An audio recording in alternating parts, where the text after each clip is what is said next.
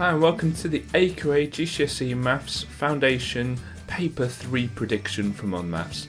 Enjoy!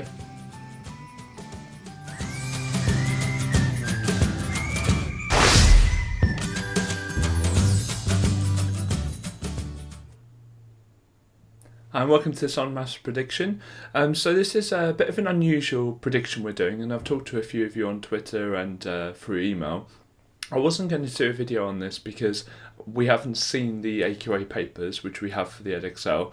However, a lot of you were saying that to do it anyway and to do typical stuff. So we've taken that part of our prediction stuff out, where we'd normally make sure we don't have the same topics, which is true for most of them, and then there's others that do get repeated, which we leave on.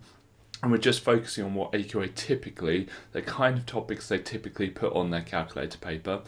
So if there are any like really obvious repeats, then please choose to ignore those. And maybe say in the comments not to do, say, question 16 or whatever, and for the help of other people.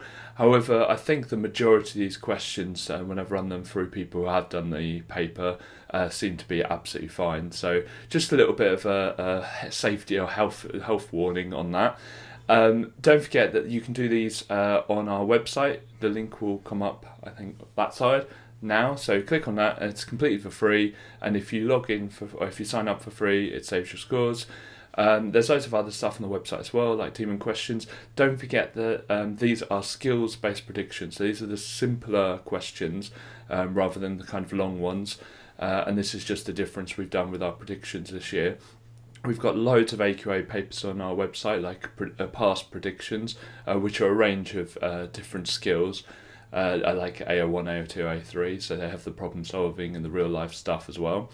Yeah, if you like this video, please click like. If you want to subscribe and see more from us, click subscribe. I hope you enjoy the video. Okay, so we're asked to find two fractions that are equivalent to a quarter. The word equivalent just means equal.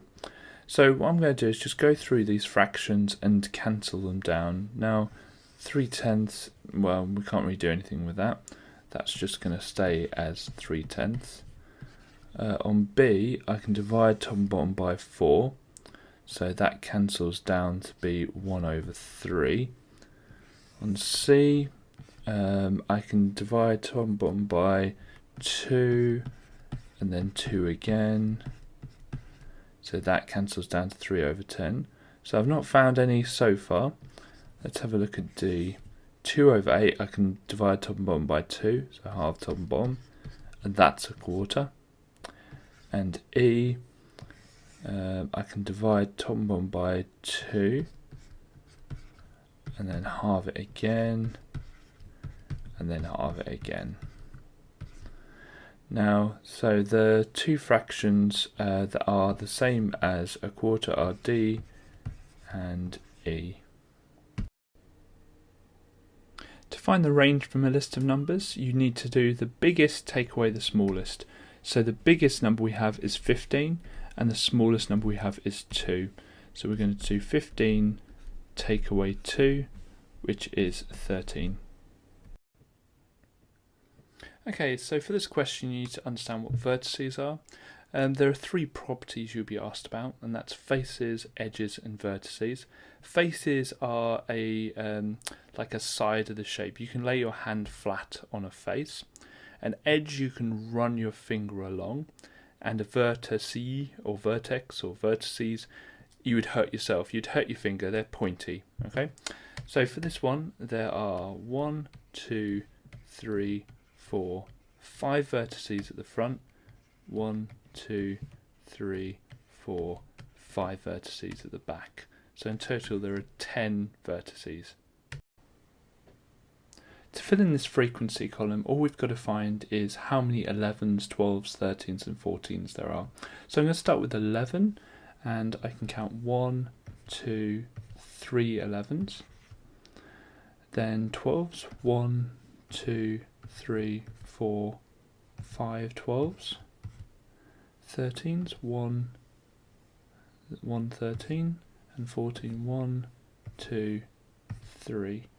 And it's a good idea in the exam to cross them out when you've counted them and therefore you don't accidentally count them twice, and you can have a look and see if you've got any left over. What you could also do is add a tally chart to the table if it helps, but if you do a tally chart, make sure you write down the number as well.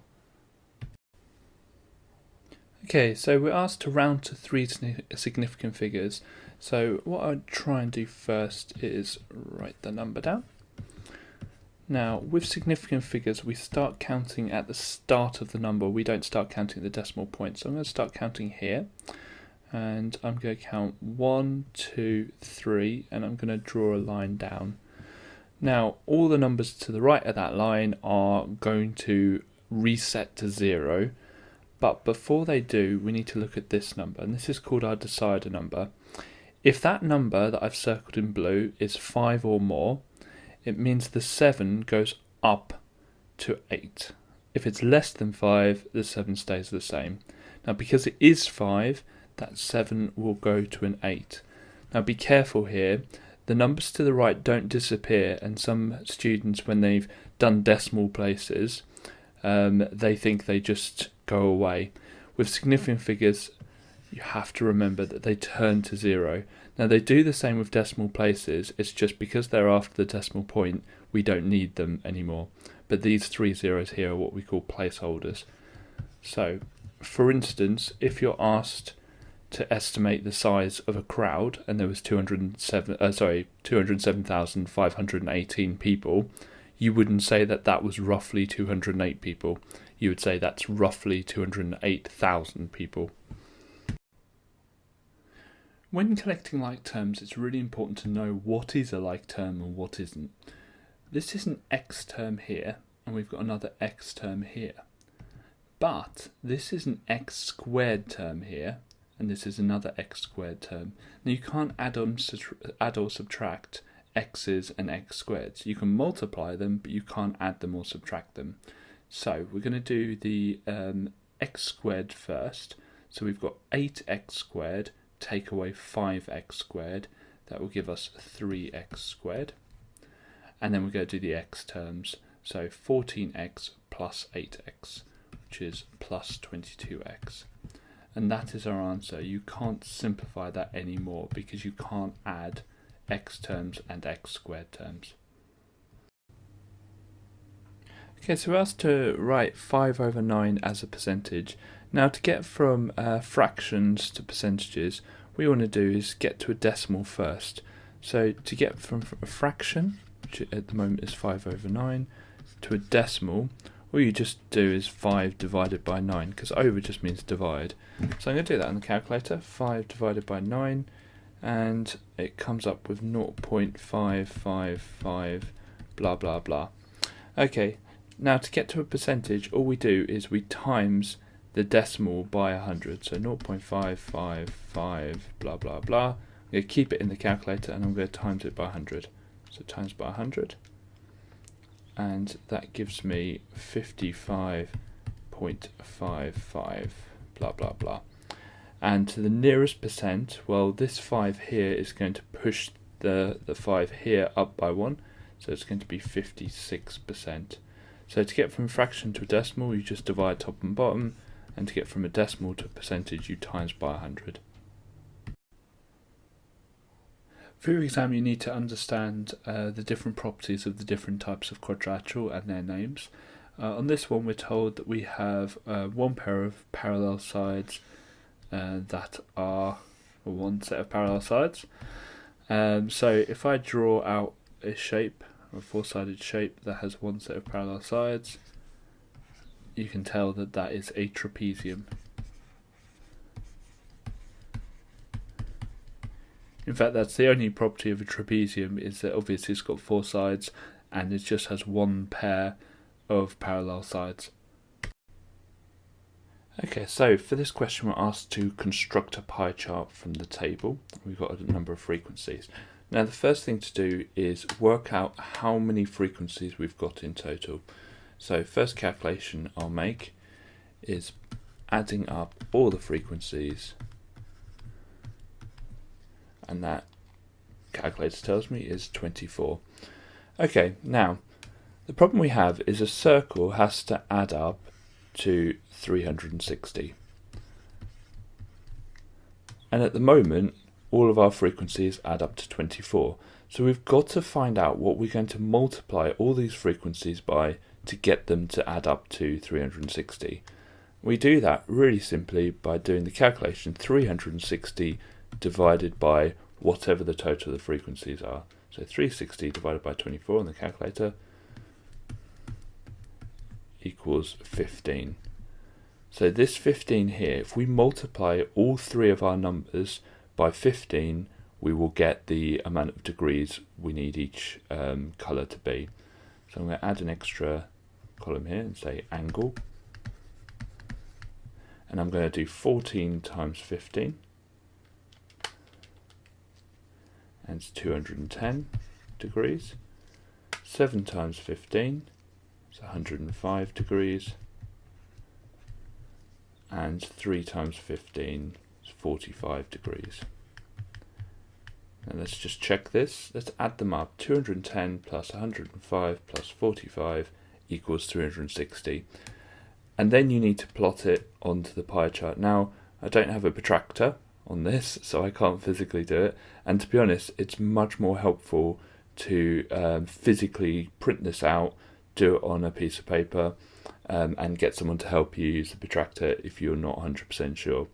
That 210, for instance, what I would do is probably draw a straight line down here, like a mini sort of working out line, and do 210 take away 180, which is 30, and do sort of 30 extra degrees, which is going to roughly be there. And don't forget to label them, so that would be red. 105 is just over 90, and I'm just doing this roughly. I'm not even going to use a straight line to show that it's not accurate, and then label that blue, and then check that you've got 45 left over, and hopefully you do, and then label that other.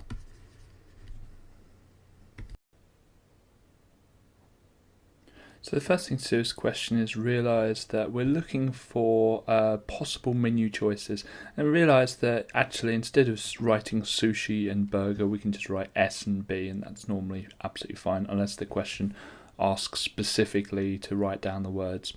So the way to start this is just look at sushi first and go through the combinations with sushi. So we can have sushi and ice cream. We can have sushi and strawberries, or we can have sushi and peaches. Now that's it for sushi. So I've done sushi, and now I'm going to focus on burger. So we can have burger and ice cream, we can have burger and strawberries, and we can have burger and peaches. And if you do it systematically like that, you know you haven't missed any. Alright, so there's a couple of ways to do this graph. First way, we could plot this on the y-intercept and then use the gradient to find two other points. But we're going to do this with just finding a few values. So we've got the values of -2, 0 and 2. We could pick any values we want. So we've got the equation a half x minus 5. So y equals a half x minus 5. And we're going to do this one first. So we're going to put this into that equation. So we've got 0.5 times -2, and then we're taking away 5. So half times -2, well, it's a positive and a negative, which make a negative, and half of 2 is 1. So it's -1 minus 5, which is -6. Next we do it with a 0, so y equals 0.5 times 0, take away 5. Anything times 0 is 0, and so 0 minus 5 is just -5. And lastly, we've got 0.5 times 2, take away 5. Now half of 2 is 1, so we've got 1 take away 5, and that makes -4. So we've got our 3 points here. So at -2 it's -6, which would be here. At 0 it's -5, which would be here. And at 2 it's -4, which would be here. Okay, last step is join it up with a straight line, so I think it will be like this. And make sure that the line goes for the duration of the graph, so don't leave any gaps. And then we're going to just label the graph, so 0.5x minus 5, is it? Hopefully it is, yeah. And that's our answer. Okay, so this question gives you a little bit more of a hint of how to answer it than your exam will. And to answer this question, we're going to find the price per tissue in each box. So the first box is £8 and 7 pence, but we know we're going to work out our answers in pence. So I'm just going to do 807. And to work out the price per tissue, I'm going to divide that by the amount of tissues. So divide it by 24. So 807 divided by 24, and that is 33.625, so that would be 3 to 2 decimal places, which it asks us to do in the question. The next one, again, I'm going to do the pennies divided by 20, so 683 divided by 20, and this time it works out to 2 decimal places. Don't need to do anything, don't need to round it. And the last one is 623 divided by 15. So 623 divided by 15, and I do have to round this one because it's 41.5 and then 3 recurring, so it's just going to be 3. Okay, the last bit of the question is to work out which one is best value for money. Well, on 24 box they cost £33.63. Sorry, 33.63 pence. Oh, let's try that fourth time. 33.63 pence. For 20 boxes, they cost 34.15 pence each, and 15 tissue box is 41.53 pence each.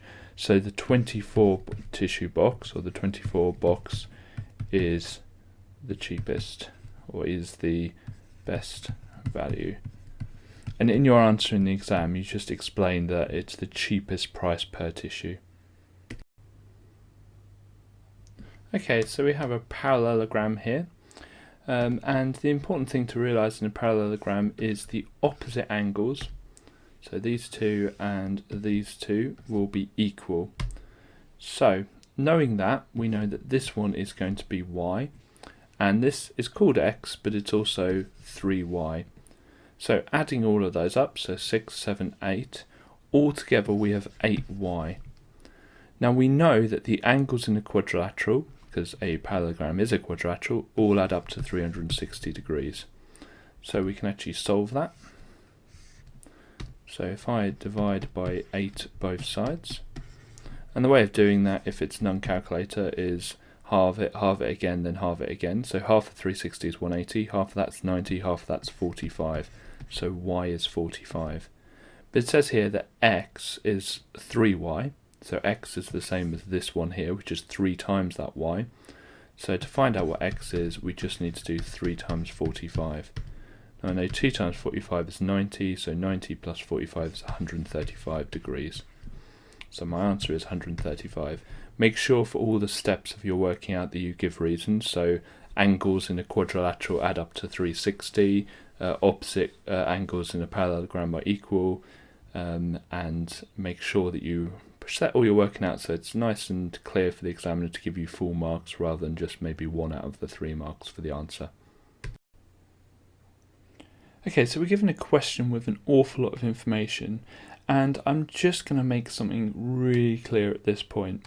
The best way of doing this type of question is by drawing a two-way table, and I've seen a few people manage to work their way through the logic without a two-way table, but most students that I mark the assessments and test papers for, who try and do this without a two-way table, end up getting it wrong. So it doesn't take long to do a quick two-way table. And so what we're going to have in our two-way table, we're going to have male, female and total. We're going to have maths, English and science, and then a total at the end. So we're going to have male, female and total, maths, English, science and total.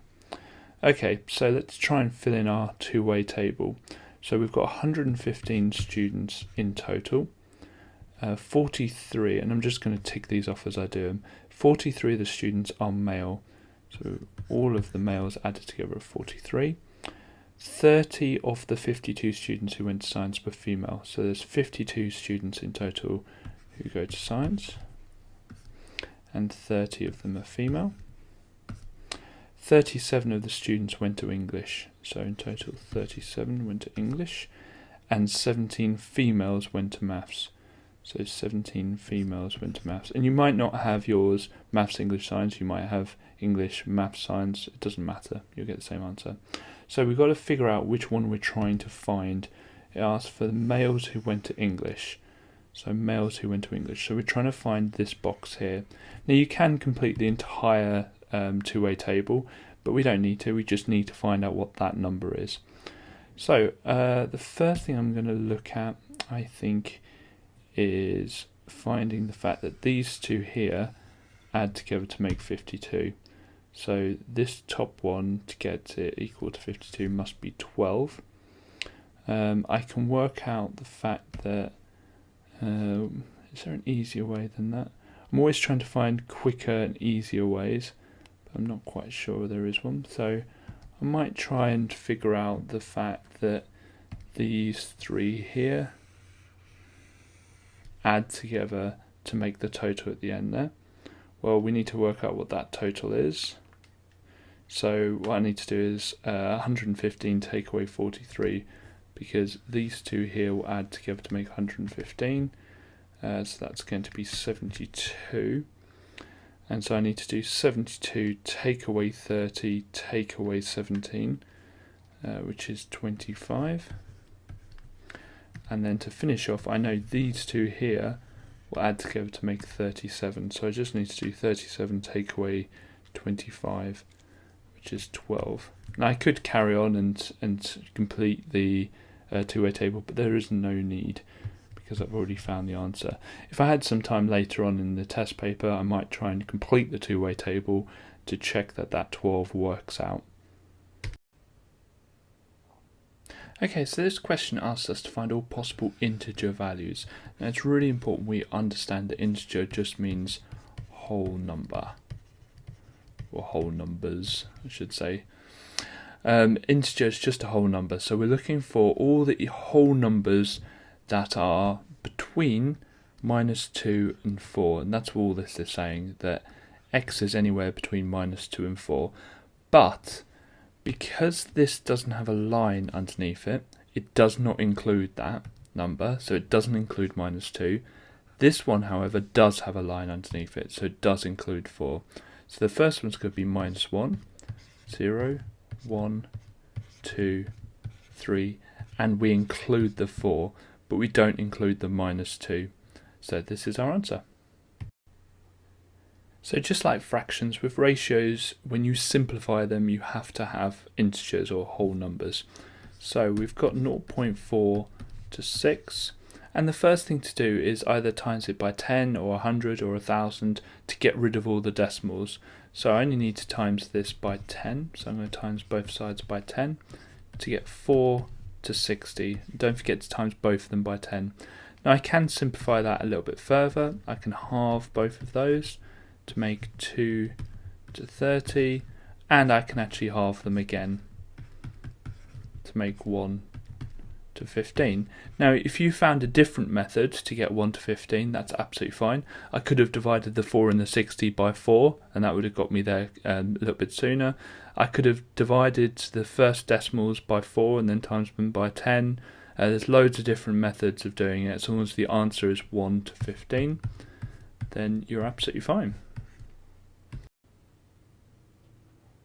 Okay, so a few things we need to realise with this question. First of all, what does product mean? Product just means times. It means if you times them together, that's the answer, right? And we're looking for more than 2. We'll come back to that later. So first of all, we're going to do a sample space diagram for this. So we've got the numbers from spinner 2 up here, and the numbers from spinner 1 here. But instead of like writing down the combinations, we're just going to write down the answers to the product. So we're going to do 1 times 0, 0. In fact, anything times 0 is 0. Then we're going to do 1 times 1, 1 times 2, 1 times 3, 1 times 4. 2 times 1, 2 times 2, 2 times 3, 2 times 4. And 3 times 1, 3 times 2, 3 times 3, and 3 times 4. So these are all our possible answers. when we spin these two spinners. And what I'm going to do is try and show all the ones that are more than 2. So 1, 2, 3, 4, 5, 6, 7, 8, 9. So 9 of them are more than 2. So 9 will be on the top of my fraction when I show the probability. And what we need to do is put that over the total amount, including the 9 we circled. So there are in total, when we can count them, or I notice it's a 4 by 4 grid, so it's going to be 16. I can't cancel that.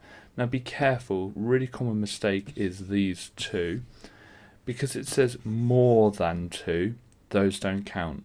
So it has to be 3, 4, 5 onwards. Really other common mistake is this bottom number here. A lot of students would put that as, was it 5, is it? No, 7. They put it as 7 because it's all the remaining numbers. No, that bottom number is always the total amount of numbers. So we have two spinners. Spinner 1 has 3 outcomes and spinner 2 has 7. So we're looking for the total amount of outcomes. So if we start writing down the outcomes, it might become obvious how many there will be. So I'm going to start with A and a 1. Then I'm going to stick with A and go for 2. So A2 and then A3. And you can quickly see that there's going to be 7 of those. So 7 outcomes with A. And I'll do the same with B. And again, you can see that there's going to be 7 outcomes with B. And we do the same with C. And there's going to be 7 of those. C4, 5, C6 and C7. So altogether, there are 7 with A, 7 with B and 7 with C. So if we've got 3 outcomes on spinner 1 and 7 outcomes on spinner 2, all we need to do is multiply them together and it shows us how many outcomes there are in total. So the answer is going to be 21. So when we're asked to factorize, it will either involve one set of brackets or 2 sets of brackets. Now this isn't a standard quadratic, it doesn't have an x squared, an x and a number term. So this is going to be a single bracket. And I've got to figure out what I can divide out of this one and this one. Well, I look at the numbers first, and 20 and 35, or any number that ends in a 0 and a 5, is definitely in the 5 times table. There could be a larger one, but looking at it, well, they're both not in the 10 or the 15 or the 20 times table, so I'm going to stick with 5. Okay, the next thing I look at is if there's letters in common. Well, the first term has an x squared and the second one has an x, so there's definitely an x that we can divide out of both of those. Okay, now to fill inside the brackets, I look at the numbers again first, and I look at that 20 and think, right, what is 20 divided by 5? Well, 20 divided by 5 is 4. Then I look at the x squared, and I think, well, I've divided out one of those x's, so it just leaves with x. I do the same with the second term. I think, how many 5's in 35? Well, there's going to be 7. Now this time there's an x and we're dividing by x, so it just leaves 1. Well, 7 times 1 is just 7. So my full answer is 5x brackets 4x plus 7. Now I can check this by doing a quick smiles and rainbows. Okay, and you can expand it in any way that you know how. So that's going to be 20x squared plus 35x. So we know it's correct. Okay, so we're given the density and we're asked for the mass, and we can work out the volume. So the first thing I'm going to do is just draw my triangle, and it's density, mass at the top, volume at the bottom. So to work out mass, I'm going to do density times the volume. Okay, so we go, first of all, have to work out the volume. And of a cuboid, it's just timesing all the dimensions together, so 33 times 22 times 7. So 33 times 22 times 7 on the calculator, and I get 5082. And so to work out density, to work out mass even, we're going to do volume, density times volume. So density is 2.1. Let's just check the units, grams per centimetres cubed, so that works. 2.1 times 5082. So 2.1 times 5082, and I get 10,672.2. Now check out the unit of mass in the density. It's grams per centimetres cubed. So that's going to be grams. Now be careful because the answer is wanted in kilograms. So I'm going to divide that by 1,000 to get it in kilograms. And it says to 2 decimal places. So it's going to be 10.67. Okay, so we have to find the surface area of this triangular based prism.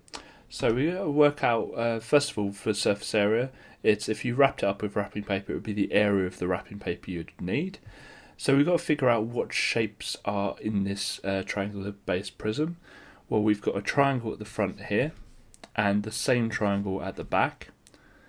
Then we've got this rectangle up the side here, which I'm going to call B. Then round the back we have this rectangle here, which I'm going to call C. And then at the bottom we've got this rectangle here, which I'm going to call D. So we're going to work out A first.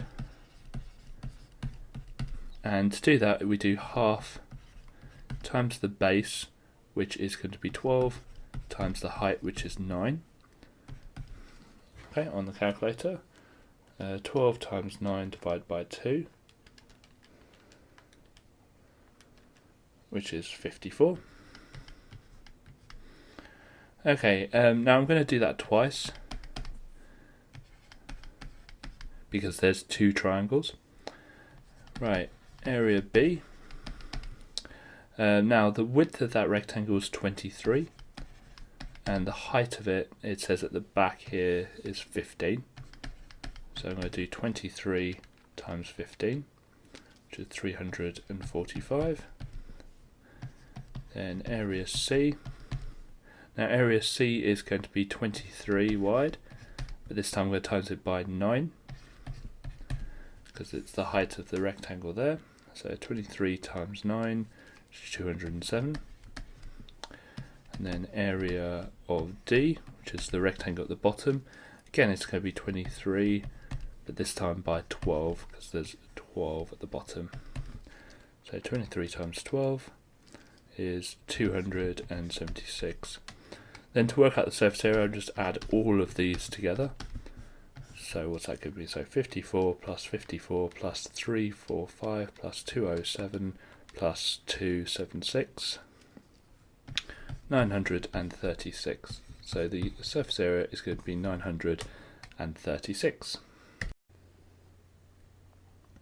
Okay, so I'm asked to complete the Venn diagram, and the E at the top I like to think stands for everything. So all of those numbers need to fit somewhere in this Venn diagram. And we're going to put the square numbers on the left and the odd numbers on the right. Now there's different methods of doing this. What I like to do with this type of question is just do it one at a time. So we're going to start off with the 16. Now 16 is a square number, but it's not odd. So I'm going to leave that here.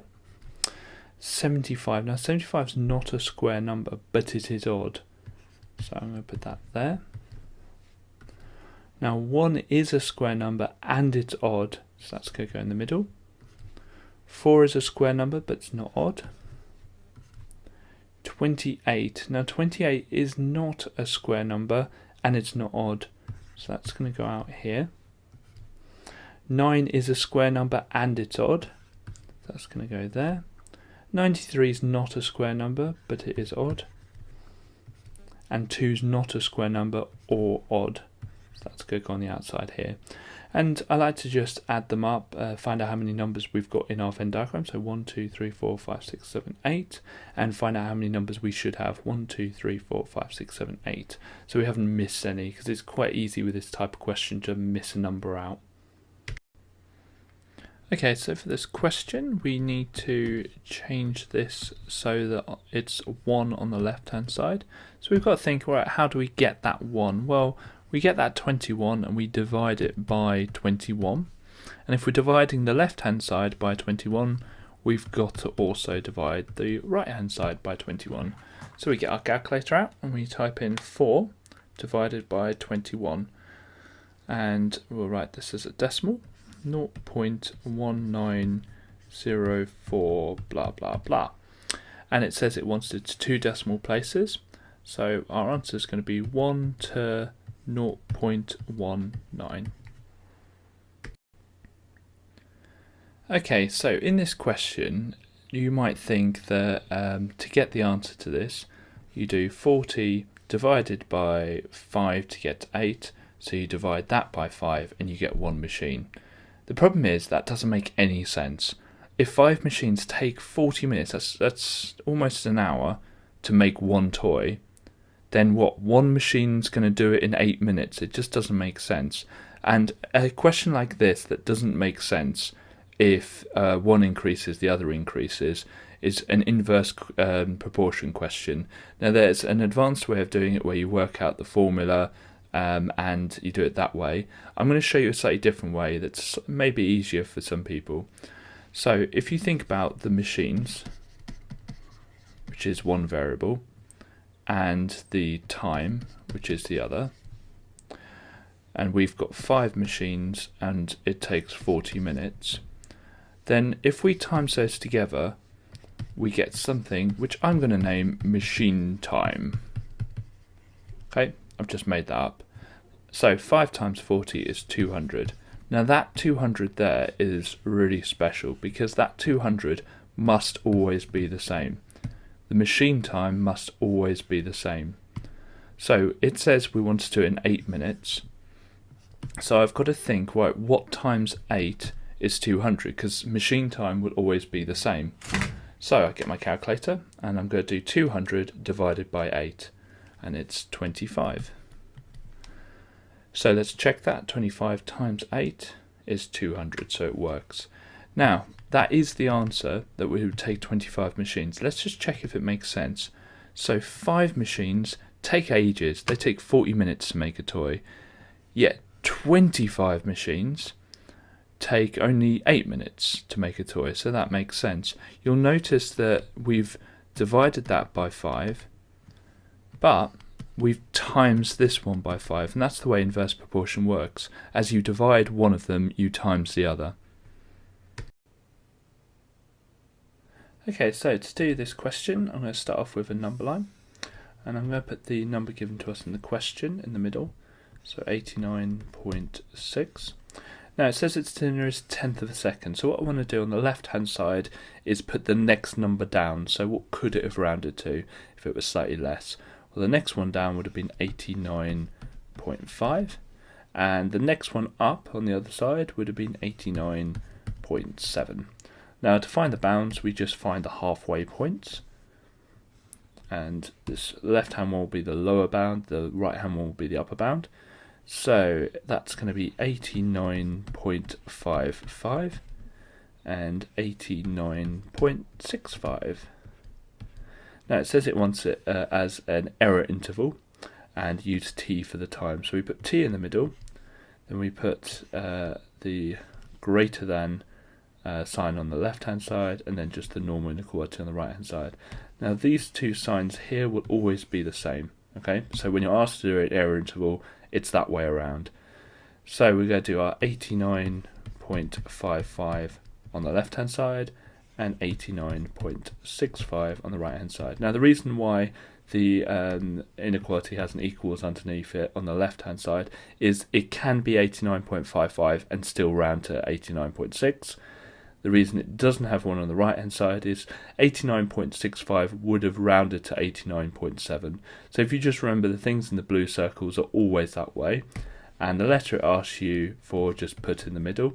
If it doesn't ask you for a letter, you can just pick any letter you want. You can call it X or something. And then the lower bound is on the left hand side and the upper bound is on the right hand side, and the lower bound's always here and the upper bound's always here. So we're asked to solve a pair of simultaneous equations, and before we get started we need the coefficients of the x or the y to be the same. Now we could times the top by 3 and the bottom by 2 to get the x the same, but I'm going to pick the y's to get the same. So I'm going to times the top by 5 and the bottom by 3 to get the y's the same. It doesn't really matter, you get the same, you get the correct answer either way. So I'm going to times this by 5, so we end up with 10x plus 15y equals 60. And then we're going to times the bottom by 3, so 9x minus 15y equals minus 3. And then we're going to put our circles in to show that we're working downwards now. And this is the point at which we work downwards. But we need to remember the rule. If the coefficients are the same, we subtract. If they're different, we add. Simplest rule ever. So we've got 15y and we've got minus 15y, so they are different. So we're going to add. Okay, so 10x plus 9x is 19x. 15y plus minus 15y is nothing, which is good, so we need it to be nothing. And 60 plus minus 3 is going to be 57. And then we're going to put our lines going downwards. And we're going to divide both sides by 19 here. Now, if you're not quite sure about what 57 divided by 19 is, you can do a quick 19 times table. It's kind of like the 20 times table, but we're going to take away 1 initially and then take away 2. So 20 times table would be 40, so that would be 38. I'm going to take away 3. 3 times 20 is 60. Take away 3 is 57. So x equals 3. Okay, so that's half of the question done, but we need to put that into one of the equations. I always pick the top one to find out what y is. So we've got 2 times 3 plus 3y equals 12. Let's put our lines going downwards.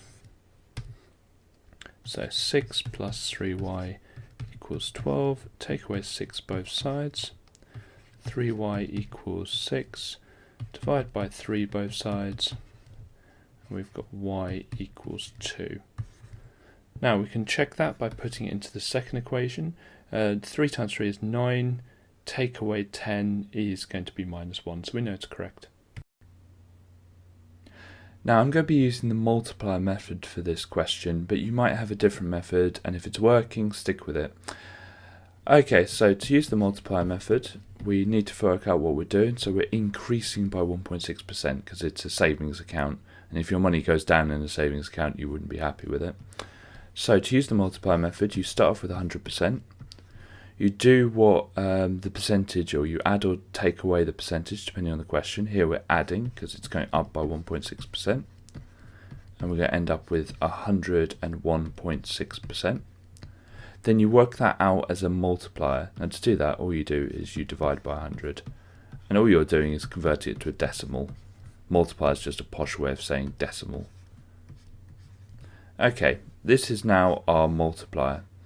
Now whenever I times something by this number, the 1.016, it will increase it by 1.6%. So we've got £2,400, and if I just had 1 year, I would times it by the multiplier and it would work out what it is after the second year. But we've got 7 years, so what we could do is times it by 1.016 7 times, but I can't be bothered to do that because we know something better in maths. What we can do instead is do that multiplier to the power of 7, and that's just the same way as just timesing it by 1.016 7 times, and it's a bit easier to do. So 2,400 on the calculator times 1.016, and then I put my power button and I type in 7, and I get the answer 2,682.0520 blah blah blah. Okay, so because it's a money question, it can only have 2 decimal places, so 2682.05. Now the last step is really just to check that that makes sense.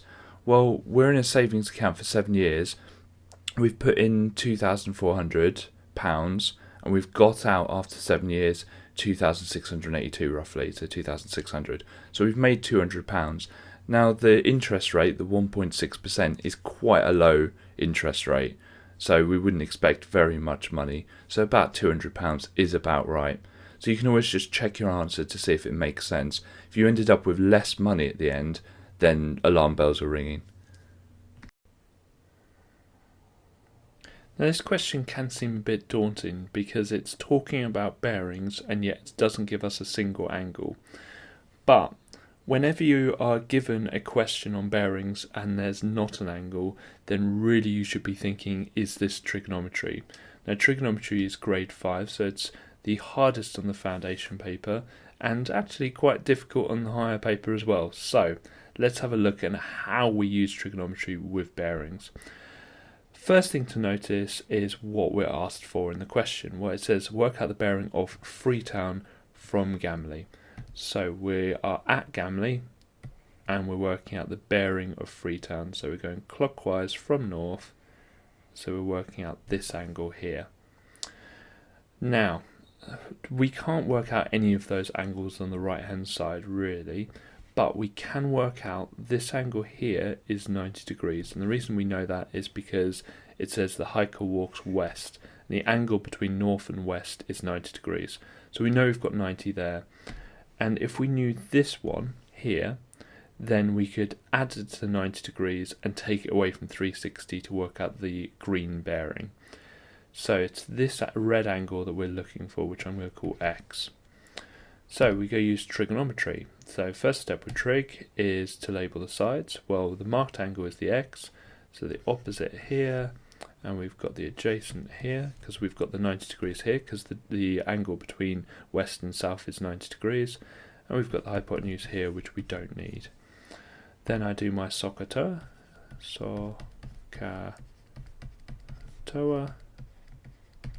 and it's obviously going to be TOA that we're going to use. So we draw our TOA triangle.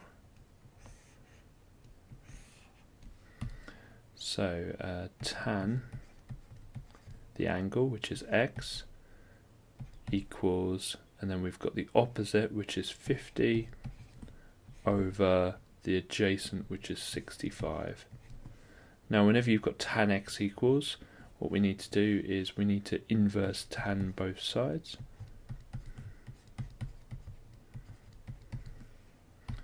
Let's make sure I put my lines in.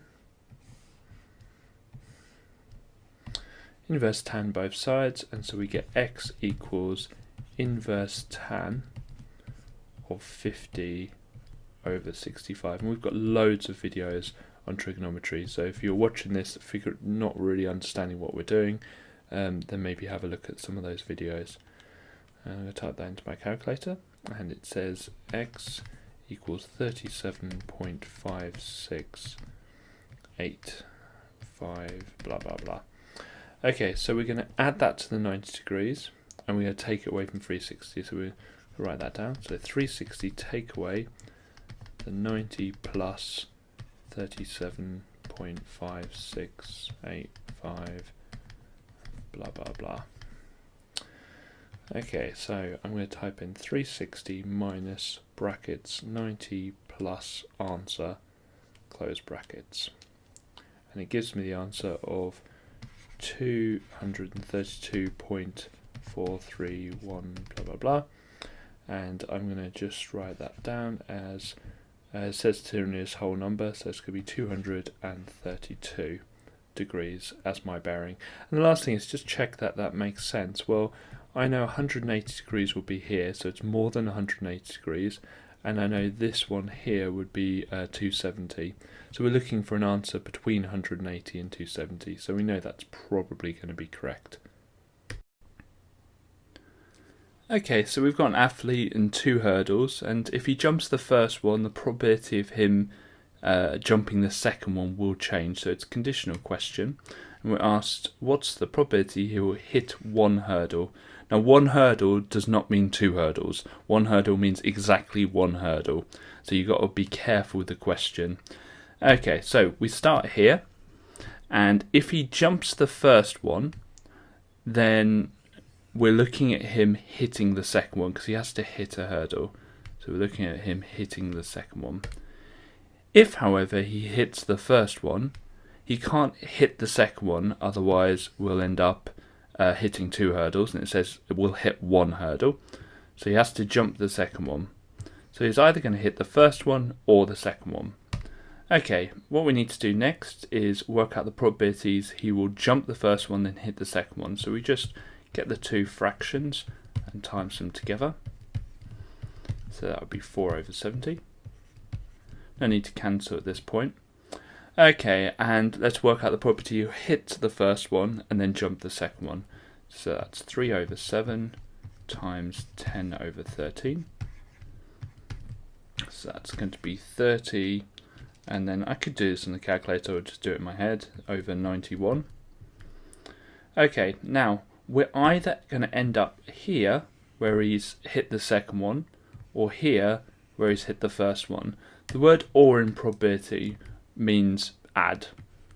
So he's either going to hit the second one, or, which in probability is add, hit the first one. So on the calculator, because this is a calculator question, so it'd be 4/70 plus 30/91. So that's going to be 176/455, and let the calculator do the hard work there. Now, if it's a non-calculator question, generally speaking, the denominators of the fraction are a little bit simpler, and they tend to do those on the independent ones because they can manipulate the denominators a little bit more. Okay, so we're told the equation we're looking for is parallel to y equals 11x plus 5. Now there's only one piece of information there we need, and that's the gradient, because parallel means it will have the same gradient, and the gradient is the number before x, okay, because we've got our equation y equals mx plus c, or formula even, and the m stands for the gradient. Okay, we know it passes through a point as well. When x is 4, y is 46. So we can use those 2 pieces of information to find out the equation, because the only thing we have missing is the y-intercept, because we've got the gradient already from the other line. So let's start writing that down, what we know. We know it follows y equals mx plus c. We know when y is 46, then x is 4, and we know the gradient is 11. So 11 times 4 plus c, and we can just simply solve this to work out what c is. So we've got 46 equals 44 plus c, and c will therefore equal 46 minus 44, and I've just switched them around just so we've got c equals, which equals 2. So we know the gradient's 11, and now we know that the y-intercept is 2, so it's going to be 11x plus 2. Okay, so in this question we know a company is going to increase, or has increased, the number of chocolates in a bag by 15%. The bag now contains 69 chocolates, and we've got to work backwards to find out what originally it had. So the best way of doing this is think about what you would do if you were given the original amount, and then we just need to do the opposite of that. So we first of all want to find out the multiplier, so we start off with 100%, we increased it by 15%, and we now have 115%. And we want to convert that to a multiplier, so 115% divided by 100 is going to be 1.15. So that's our multiplier. So the step you would now do if you were given the original is you'd get that original amount, which we don't know, and you would times it by the multiplier, and you'd get the final amount, which we do know, which was 69. But we're given the final amount and we're trying to go backwards, and so what we want to do is do the inverse of this. The inverse of that is divide by 1.15 to find out what the original was. So we're working this way, and we're going to divide it by 1.15. So I'm going to get my calculator out. 69 divided by 1.15, and it gives me the answer of 60. So there were originally 60 chocolates in the bag. Now you can then do 60 times 1.15 and check it works, and it comes up with the answer of 69. Okay, first thing to realize with this question is this is a bit of a whole circle. That's the dodgiest circle I've ever drawn.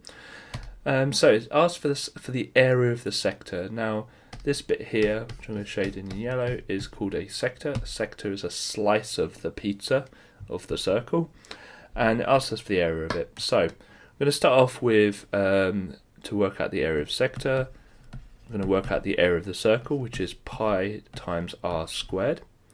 And then what we're going to do is times it by the fraction of the circle we have. So we are told that we've got 57 degrees, and we know in total there are 360 degrees. So the fraction is going to be 57 over 360, and it's always over 360 because that's what the angles in the circle are. The radius is given to us, which is the distance from the outside of the circle to the centre of the circle, which is 5 centimetres. So I'll put that in. And all you need to do now is type it into the calculator. So I'm going to pi times 5 squared times, and then I'm going to press the fraction button, 57 over 360. And it gives me 12.43547 blah blah blah. And to two decimal places, that's going to be 12.44, because that 5 moves that 3 up to a 4. Okay, so whenever you're finding a stratified sample, you always have the number in the sample, and you times it by the fraction of that particular group that you're interested in. So our sample is 15, and we're going to times that by, well, it says the male who went to the log flume. So male who went to the log flume is here, and I think it says in the question there's 131. So it's going to be 31 of the people out of 131. So with the calculator, I'm going to do 15 times fraction button 31 over 131. Now that gives me 3.549 blah blah blah. And the important thing to realise is you can't have half a person, so you will need to round that. And I'm going to round that to 4. Well, I hope you found that video useful. If you did, please drop a comment below. And if you like this video, please click like. And if you want to see more from us, please click subscribe. Thank you very much for watching this video, and the best of luck for, as I'm filming it now, tomorrow. If you're watching this on Monday, good luck for today. Thank you very much.